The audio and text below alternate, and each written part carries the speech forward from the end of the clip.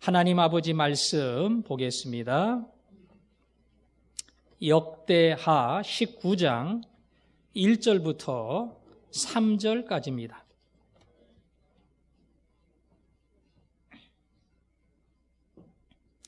역대하 19장 1절부터 3절 말씀까지 읽겠습니다. 유다 왕 여호사밧이 평안히 예루살렘에 돌아와서 그의 궁으로 들어가니라. 하나니의 아들 선견자 에후가 나가서 여호사밧 왕을 맞아 이르되, 왕이 악한 자를 돕고 여호와를 미워하는 자들을 사랑하는 것이 옳으니까? 그러므로 여호와께로부터 진노하심이 왕에게 임하리이다. 그러나 왕에게 선한 일도 있으니 이는 왕이 아세라 목상들을 이 땅에서 없애고 마음을 기울여 하나님을 찾음이니이다 하였더라. 아멘. 아버지가 너무 잘나면 상대적으로 자식들이 기가 죽을 수가 있어요. 아버지가 애쓰고 수고해서 기업을 일으키고 그리고 부유한 자가 되면 자식들은 까먹는 그런 부끄러운 모습으로 남을 수가 있습니다.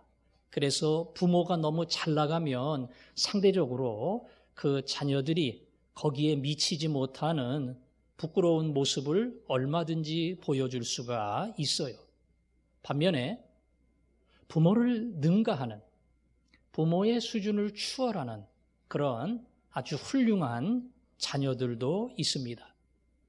아버지보다 더 지혜롭고 아버지보다 더 능력 있고 아버지보다 더 높은 인생 철학의 기준을 가지고 살아가는 그런 자식들도 얼마든지 발견할 수 있습니다.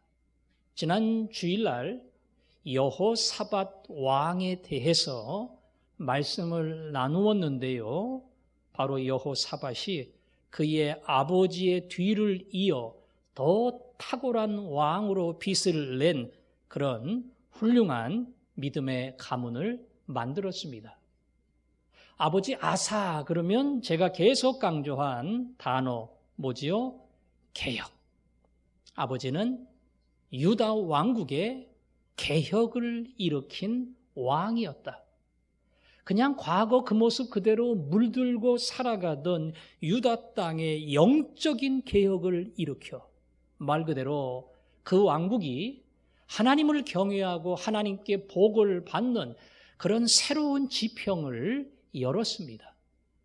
아버지가 이렇게 훌륭하면, 아버지가 이렇게 사람들에게 인정받는 정치를 하면 아들은 망가질 가능성이 꽤 많은데, 다행히 여호사밧은 아버지의 뒤를 이어, 아니 아버지보다 더 강력한 개혁의 정책을 이끌어서 말 그대로 유다 왕국을 견고하게 만드는 아버지의 뒤를 잇는 그러한 훌륭한 아들이 되었습니다. 오늘 우리가 19장을 읽었지만 17장에 보면 여호사밧이 뒤를 이어 어떠한 왕이 되었는가, 그것을 우리에게 설명합니다. 여호사밧도 개혁입니다. 과거를 그냥 두지 아니하고 계속 하나님의 뜻대로 하나님이 원하시는 나라로 개혁하는 작업을 멈추지 않았습니다.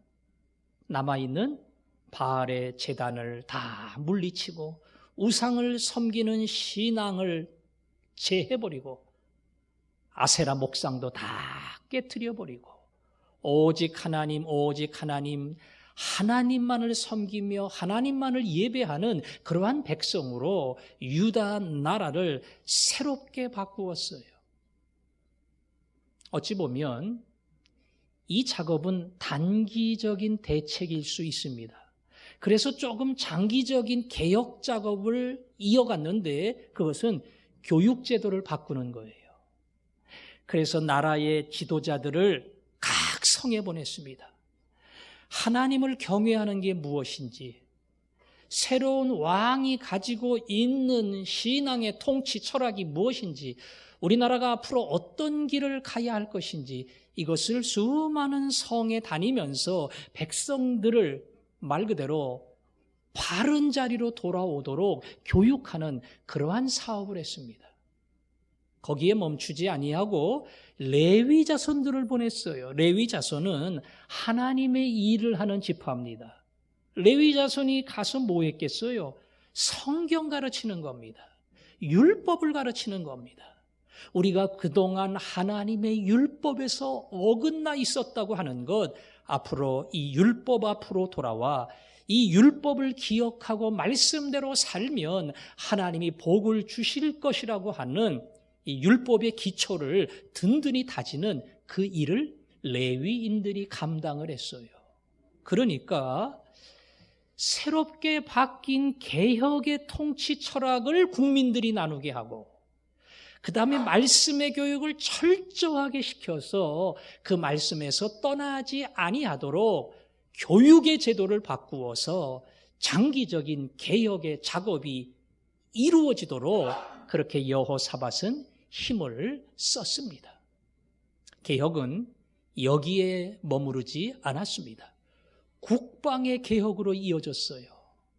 주로 북쪽의 침략을 많이 받기 때문에 북쪽 국경 지역에 견고한 성을 쌓았고요.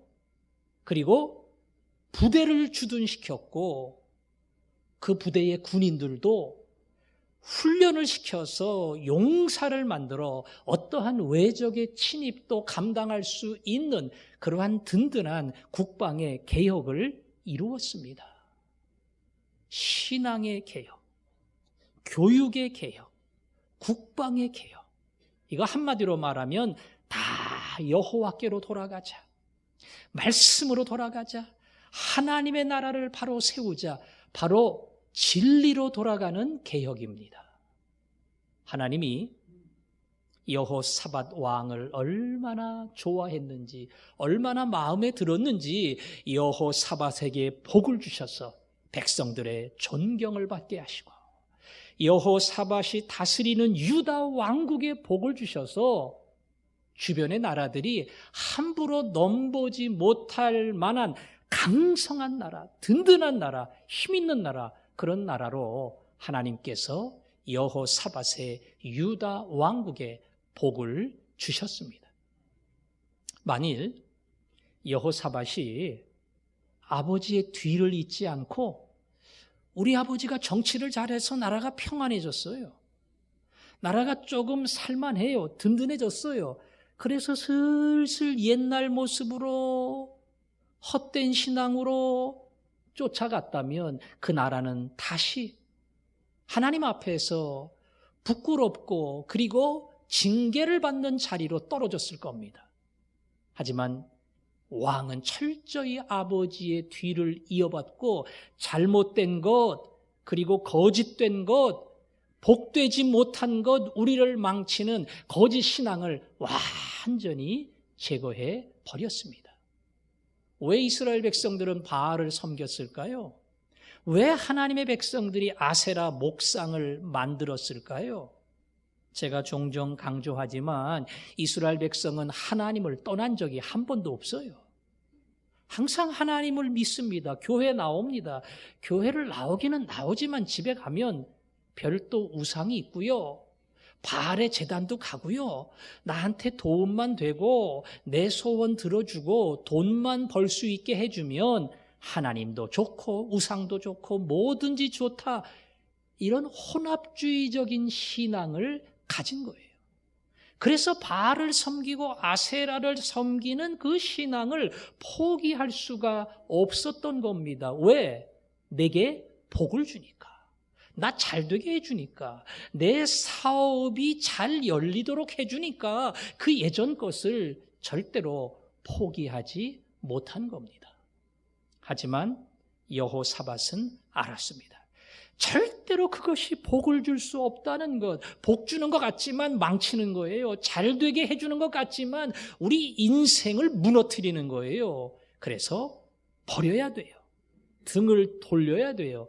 진짜 복을 주시는 여호와 하나님, 그분께 나와야 됩니다. 그래서 버리는 작업과 일어나는 작업을 왕은 철저히 했습니다. 과거를, 옛 것을, 거짓된 것을 철저하게 버리고 하나님께로, 복 주시는 자리로, 그리고 살아계신 그분 앞에 돌아온 겁니다. 예수를 잘 믿으려면 하나님을 잘 믿어야 되지만 버려야 하는 것이 무엇인지를 알아야 돼요. 하나도 버리지 않고 예수 잘 믿고 복 받겠다고 하는 것은 오늘 이 땅의 백성과 똑같은 모습으로 살아가는 겁니다. 전도를 하다 보면 미신을 섬기고 무당을 찾아가고 부적을 받아오고 이런 사람들을 만나게 돼요. 그 사람이 어느 날 예수를 믿었습니다. 예수 믿은 다음에 어떻게 바뀌어야 돼요? 옛날 거 다 끌어안고 무당 찾아가고 주일날 교회 나오고 그렇게 합니까? 그렇게 못해요. 옛날 내가 붙잡던 것이 다 쓸모없는 거짓이라고 하는 걸 깨달았으면 그거 정리해야 돼요. 그거 다 제거해야 됩니다. 그래서 대개 그런 집 가면 부적 다 모아서 불태워버려요. 예. 아니 그 부적이 싼 거는 몇십만 원이지만 정치인들 이런 사람들은 몇천만 원 주고 사오기도 해요. 뭐 어떤 부적이라도 이제 예수 믿고 진짜 만났으면 과거의 모든 더러운 것을 다 정리하고 깨끗이 제거할 때 진정한 참신앙, 개혁의 신앙, 복받는 신앙으로 나오는 겁니다. 아마 여기 계신 분들 중에는 부적을 갖고 계신 분들은 없을 거예요. 그죠? 예. 목사님 신방 온다니까 부적 딱 숨기고 있다가 신방 끝나면 또 하나 딱 붙여놓고 아마 그런 분은 없을 거예요. 예. 그러나 부적은 아니라 할지라도 내가 요걸 붙들고 있어야 내 인생이 안전할 수 있다. 뭔가를 그렇게 꼭 붙들고 있으면 어느덧 그것이 내 인생의 부적이 될 수가 있어요. 내가 그 위치까지, 그 지위까지, 그 정도 사업이 돼야 내 미래가 안전하다. 그렇게 생각을 한다면 내가 몇 평짜리 아파트 마련하고 부동산 이 정도 있고 통장에 돈이 요 정도 있어야 내가 걱정하지 않을 수 있다.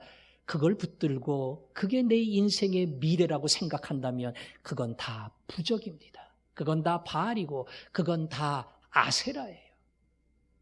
여러분 통장에 돈이 있어야 돼요. 집이 있어야 돼요. 하나님이 우리에게 필요한 물질을 주십니다. 그러나 그걸 붙들고 있으면 그건 우상이 됩니다. 하나님, 나는 하나님이 왕입니다. 하나님이 주인이에요. 하나님이 그거 주시면 필요한 거고 하나님이 거두어 가시면 그게 나한테는 필요한 겁니다.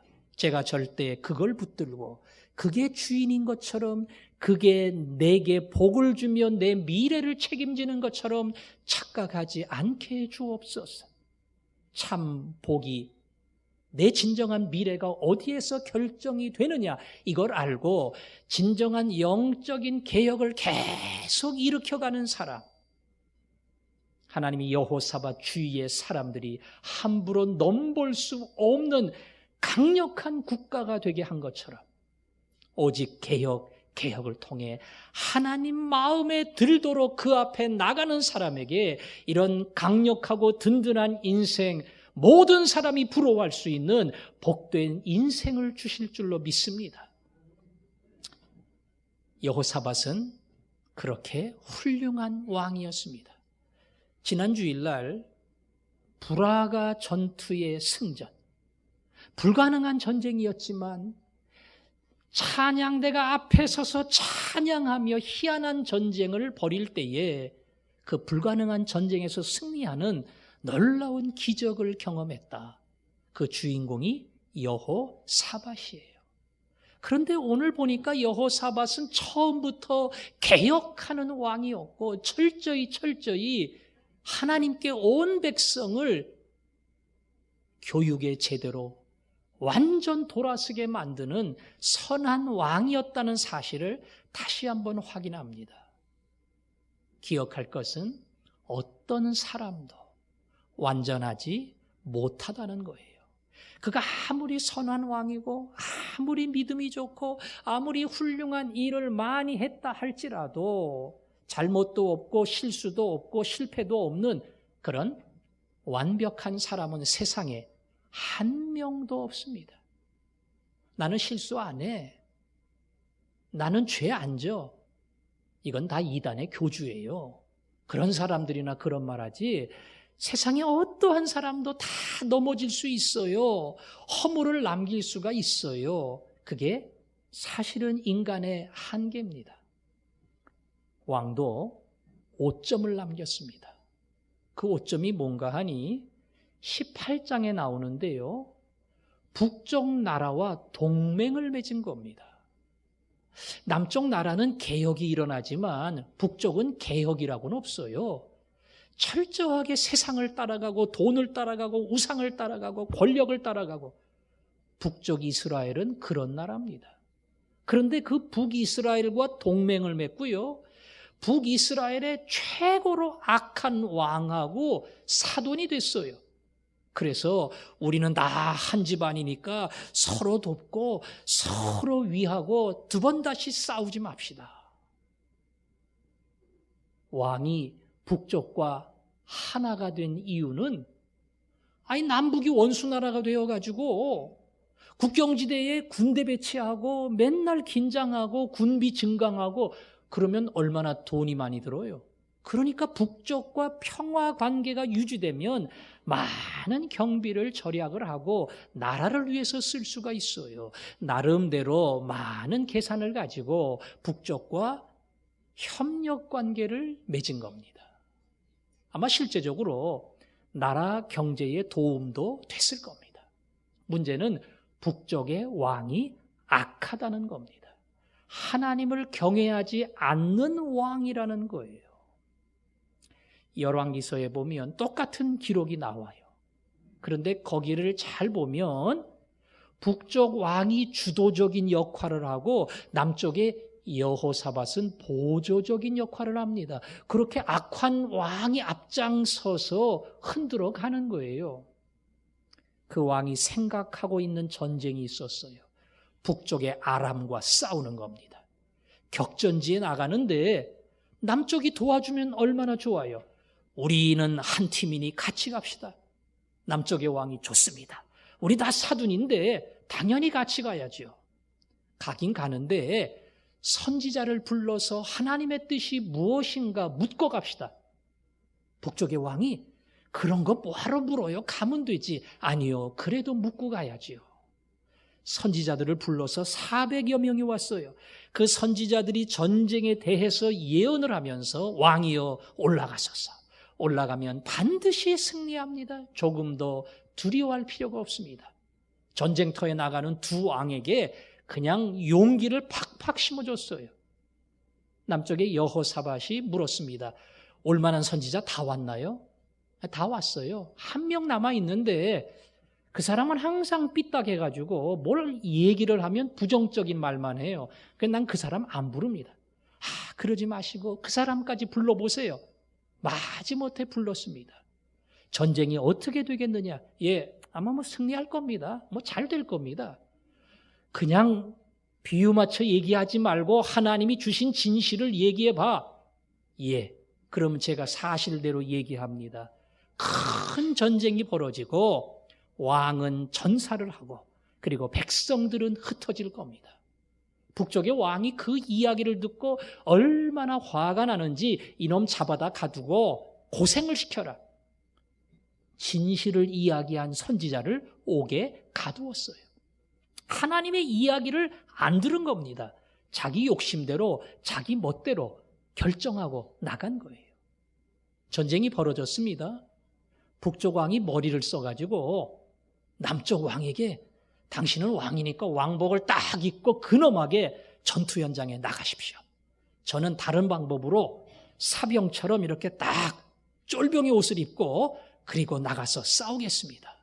남쪽의 왕이 왕의 모습으로 나가라 그러니까 좋은 건 줄 알고 딱 왕의 복장을 하고 마차를 타고 전투 현장에 나갔습니다. 적군이 남쪽의 왕을 보고 야, 왕이 저기 있다. 저놈을 잡아야 된다. 그냥 막 집중을 하니까 깜짝 놀랐습니다. 죽게 생겼어요.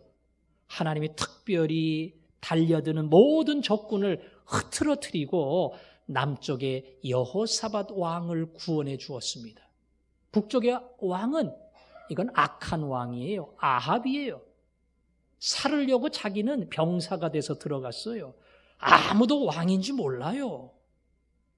어떤 사람이 화살을 쐈는데 이 사람 쏘려고 쏜 게 아니에요. 그냥 아무데나 막 쐈어요. 쐈는데 우연히 왕에게 맞았습니다. 그것도 치명상이에요. 피를 많이 흘렸습니다. 죽지 않으려고 빨리 본부로 돌아가려고 애를 썼는데 전투 현장이 얼마나 치열한지 돌아갈 수가 없어요. 애를 쓰고 애를 쓰다가 과다출혈로 죽었습니다.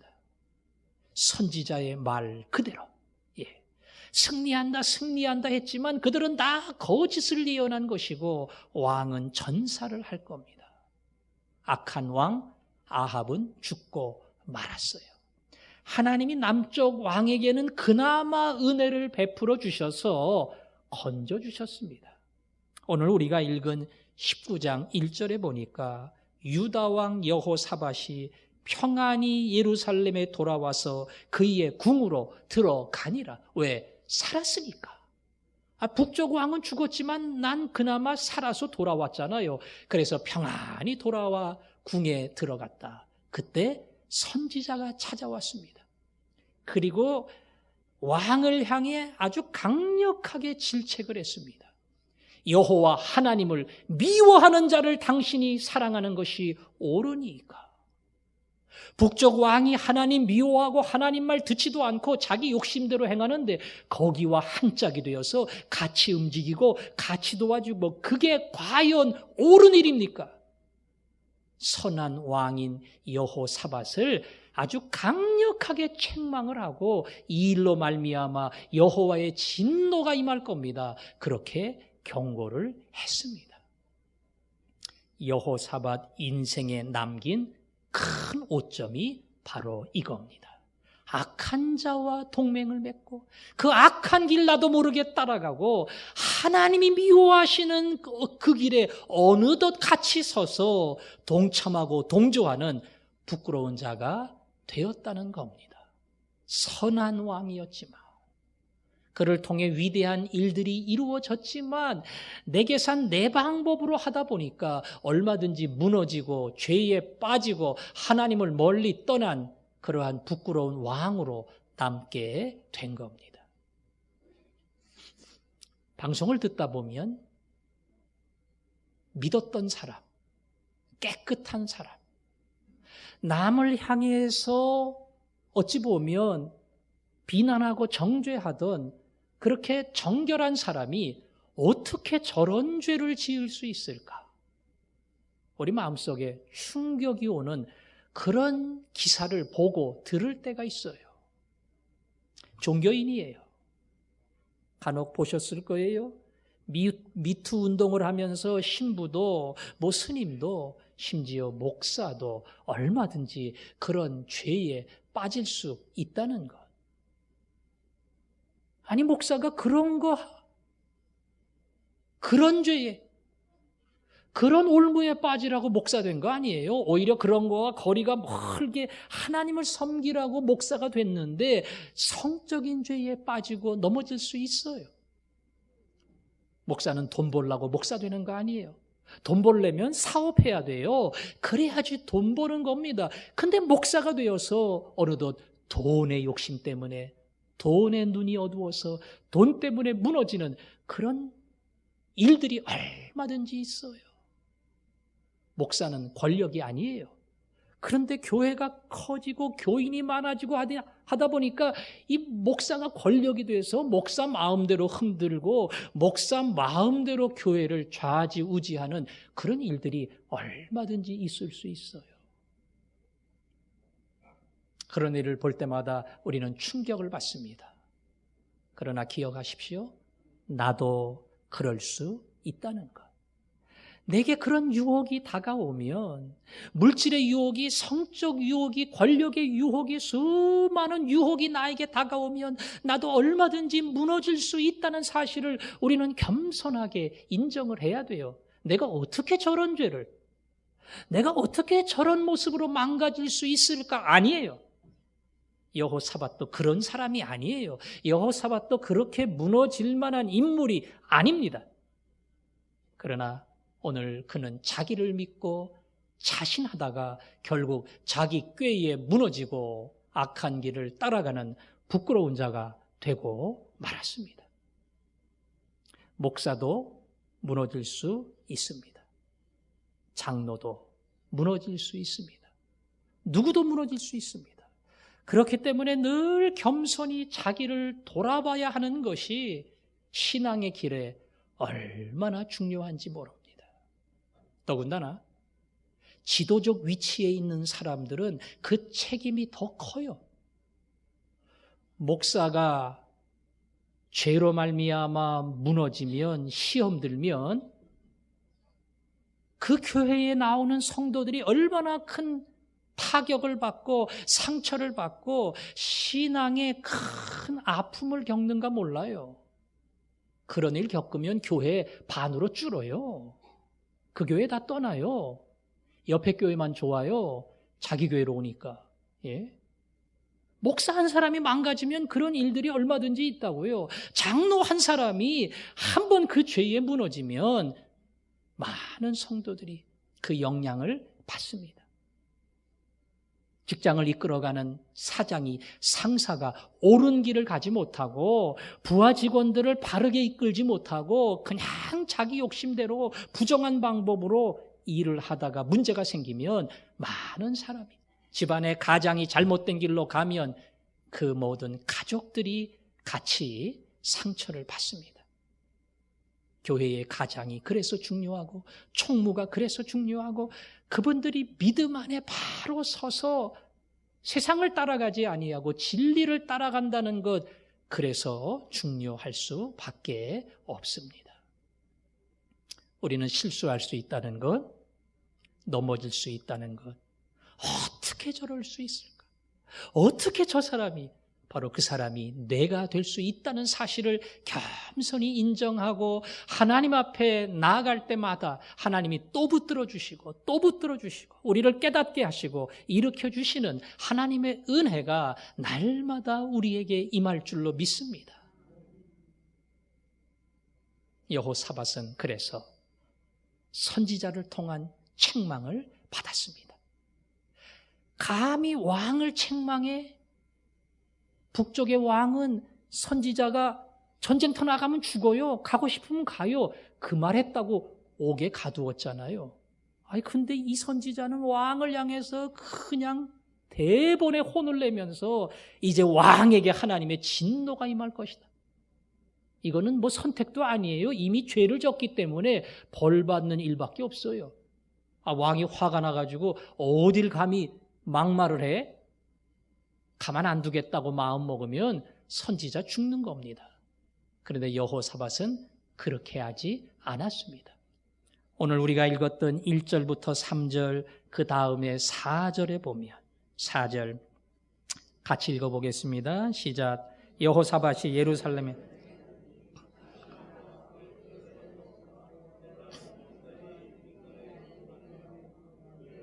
조상들의 하나님 여호와께로 돌아오게 하고, 아멘. 책망을 받았어요. 그런데 여기 보니까 여호사밧이 예루살렘에 살더니 다시 나가서 그랬지요. 다시 나가서 뭐 했냐? 거기 끝에 보니까 그들의 조상들의 하나님 여호와께로 돌아오게 하고, 백성들이 하나님 여호와께로 돌아오게 했다. 부엘세바부터 에브라임 산지까지, 이 말은 맨 아래 부산부터 저기 철원까지 온 백성이 다 여호와 하나님께 돌아오도록, 쉽게 말하면 멈추었던 개혁의 작업을 다시 시작했다는 겁니다. 북쪽과 하나가 되어서 자기도 모르게 쉬운 길, 편한 길, 악한 길을 달려갔던 왕이 선지자의 책망을 받고, 그리고 정신을 차리고 다시 돌아섰다, 다시 나갔다. 이 말은 회개했다는 겁니다. 하나님, 제가 교만했습니다. 백성들에게 인기 얻고 칭찬받고 하나님이 복 주셔서 강한 나라 되고 주변이 함부로 넘볼 수 없는 힘 있는 나라가 되어서 제가 교만해졌습니다. 하나님께 묻지도 않고 제 마음대로 제 상식과 제 계산을 따라 악한 줄도 모르고 북쪽과 하나 되어 길을 갔으니 하나님, 제 허물을 용서해 주옵소서. 깨달은 겁니다. 깨달은 겁니다. 그리고 다시 개혁의 작업으로 돌이켜 나갔다는 겁니다. 깨닫는 것 참 중요합니다. 못 깨달으면 설교를 1년 내내 들어봐야 필요 없어요. 깨달으며 자기를 볼 줄 알아야 돼요. 그래야 돌아서는 게 가능하고 그들의 죄를 사하며 그 땅을 고쳐버리겠다. 하나님의 축복의 대상이 되는 겁니다. 말씀드린 것처럼 내가 성적인 부정 가운데 있다면 돌아서야 돼요. 부정한 물질을 내가 움켜쥐고 손을 놓지 않는다면 빨리 버려야 돼요. 내 것이 아님에도 불구하고 자랑하고 득세하고 무슨 지위를 가지고 권력을 행사하려고 하는 악한 욕심이 있다면 빨리 돌아서야 됩니다. 하나님, 이거 저 망치는 자리입니다. 이게 가진 게 아닙니다. 이게 유익되는 게 아닙니다. 이것 때문에 제가 망칩니다. 이것 때문에 제가 망합니다. 하나님, 제가 돌아서기를 원합니다. 하나님, 저를 붙들어 주옵소서.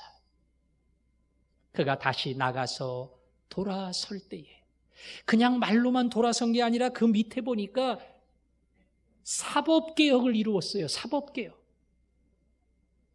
우리나라도 이 사법, 행정권 남용 때문에 문제가 일어나서 수사를 받잖아요.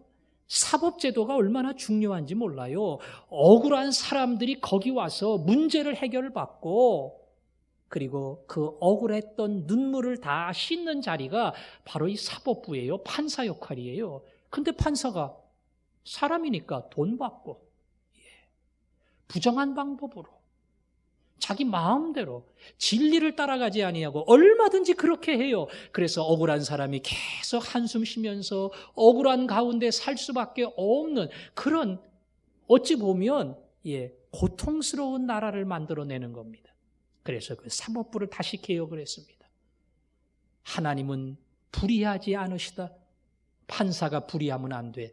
하나님은 한쪽으로 치우치지 않는다. 판사는 치우치면 안 돼. 하나님은 뇌물을 받지 않는다.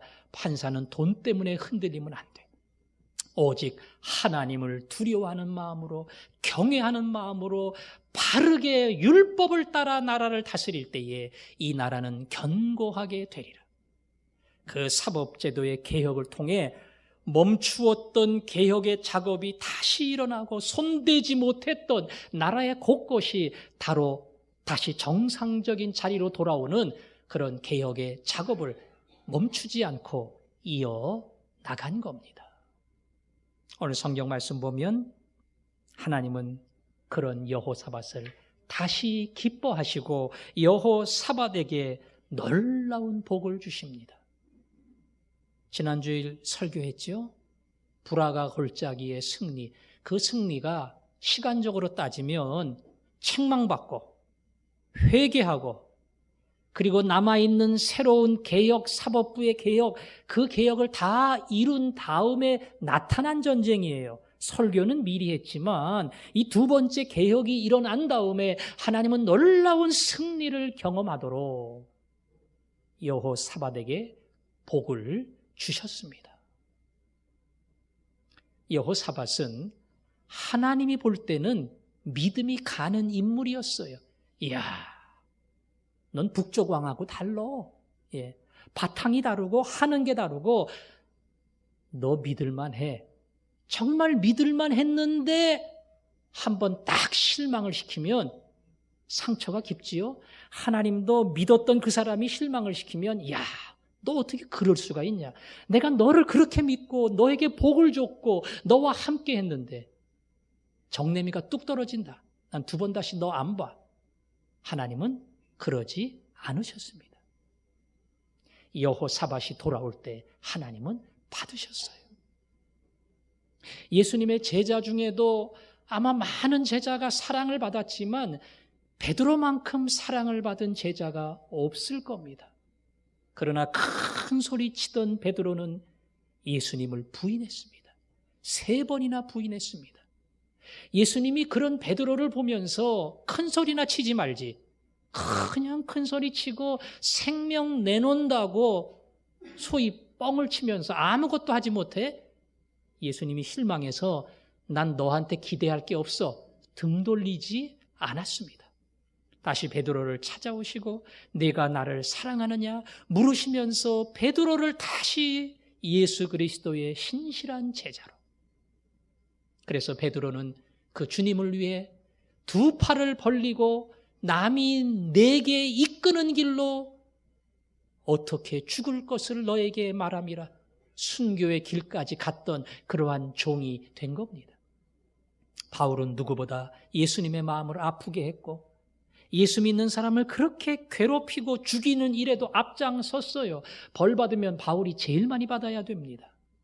그러나 예수님은 그 바울을 만나주셨고 나는 네가 박해하는 예수라. 네가 박해하는 예수라. 끝내 바울을 불러주셨어요. 그리고 바울을 이방의 사도로. 수많은 사람을 괴롭혔던 바울이 수많은 사람에게 괴로움과 고난을 당하는 복음을 위한 위대한 전도자로 하나님은 바울을 세웠어요. 왜? 그를 또 받아주시고 또 참아주시고 또 품어주시고 결국 바울을 하나님의 위대한 도구로 쓴 겁니다. 하나님은 예수 안에서 그렇게 우리를 찾아오십니다. 1번이 아니라 2번도 10번도 20번도 우리가 돌아서기만 하면 하나님, 제가 교만했습니다. 하나님, 제가 이기적이었습니다. 하나님, 제가 욕심이 너무 많았습니다. 하나님께 돌아서기만 하면 하나님은 또 받아주셔요. 자존심도 없어요, 하나님. 또 우리를 품어주셔요. 또 용서해 주셔요. 그리고 너무 복 주고 싶었어.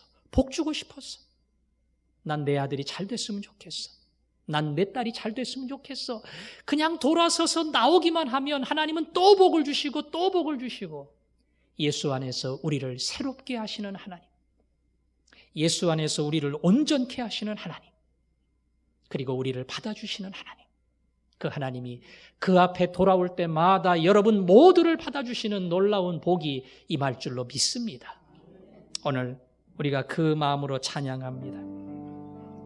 존귀한 주 보혈이, 존귀한 주 보혈이 내 영을 새롭게 하시네. 그래요. 예수 그리스도의 보혈 앞에 나갈 때에 주님의 십자가의 보혈은 내가 어떤 허물 가운데 있든지, 여러분이 예수님 마음을 얼마나 아프게 했든지 상관없이 주님의 보혈은 다시 그 자리에서 우리를 새롭게 일으킵니다. 하나님, 나를 긍휼히 여겨주시고 미련한 나를 사용하여 주옵소서. 아니, 하나님, 나를 보게 해주세요. 저는 못 봐요. 눈이 어두워요. 자기를 발견하지 못해요.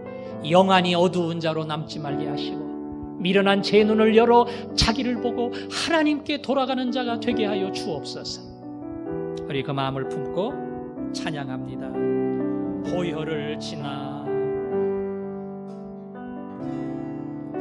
보혈을 지나 하나님 품으로, 보혈을 지나 아버지 품으로, 보혈을 지나 하나님 품으로 한 걸음씩 나가네. 보혈을 지나, 보혈을 지나 하나님 품으로, 보혈을 지나 아버지 품으로, 보혈을 지나 하나님 품으로 한 걸음씩 나가네.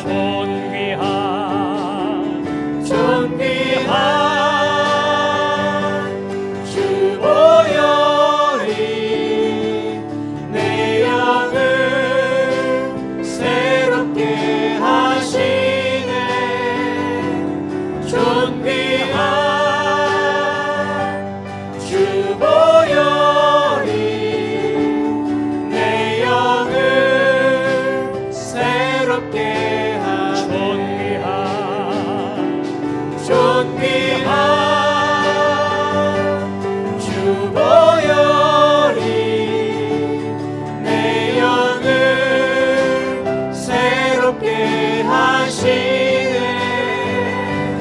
존귀한 주 보혈이 내 영을 새롭게 하네. 존귀한 주 보혈이 내 영을 새롭게 하시네. 존귀한 주 보혈이 내 영을 새롭게 하네. 기도합니다. 예수님의 피가 씻지 못할 허물은 없습니다.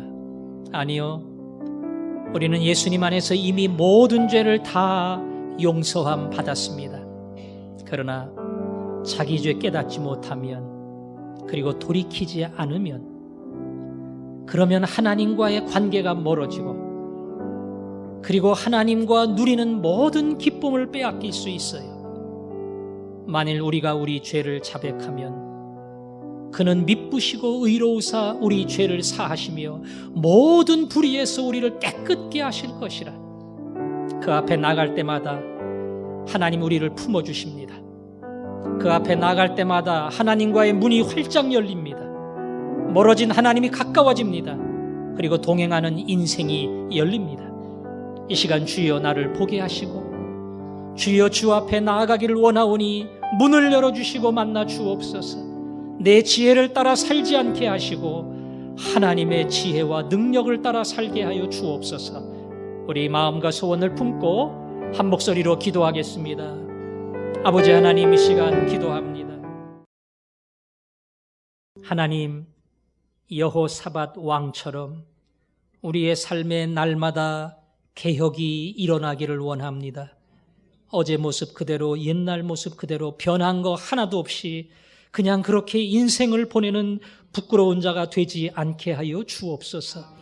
비록 범죄했다 할지라도, 멀어졌다 할지라도 정신 차리고 돌아오게 하시고, 돌아올 때마다 다시 품어주시고 다시 우리를 사용해 주시고 복을 주시는 위대하신 아버지를 만나게 하여 주옵소서.